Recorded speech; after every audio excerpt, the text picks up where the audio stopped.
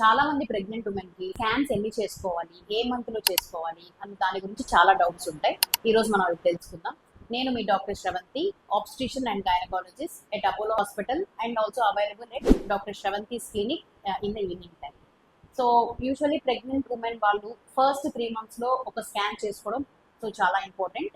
First 3 months లో చేసిన scan లో మనకు ప్రెగ్నెన్సీ అనేది గర్భసంచిలో ఉందా, లేదంటే బయట పక్క ఉందా, సింగిల్ ప్రెగ్నెన్సీ ఉందా, ట్విన్స్ లేదంటే ట్రిప్లెట్స్ ఏమైనా ఉన్నాయా అన్న దాని గురించి మనకు తెలుస్తుంది. అలాగే ఇర్రెగ్యులర్ సైకిల్స్ అంటే పీరియడ్స్ ఇర్రెగ్యులర్ గా ఉన్నప్పుడు మన డెలివరీ డేట్ అనేది చాలా కన్ఫ్యూజ్డ్ గా ఉంటుంది. కాబట్టి ఈ ఫస్ట్ స్కాన్ ప్రకారం మనకి డెలివరీ డేట్ కూడా తెలుస్తుంది. దాని తర్వాత తీసుకునే scan LT scan. This is very important. మనకి యూజువల్లీ 12 to 14 weeks అప్పుడు మనం ఎల్టీ స్కాన్ అనేది సజెస్ట్ చేస్తాం. దీంట్లో బేబీకి ఏదైనా క్రోమోజోమ్ ప్రాబ్లమ్స్ కానీ ఇంకేదైనా ఇబ్బంది అనేది దాంట్లో మనకు తెలుస్తుంది. Next scan TIFFA scan. ఇది 20 నుంచి 22 వారాల మధ్యలో మనం సజెస్ట్ చేస్తాము.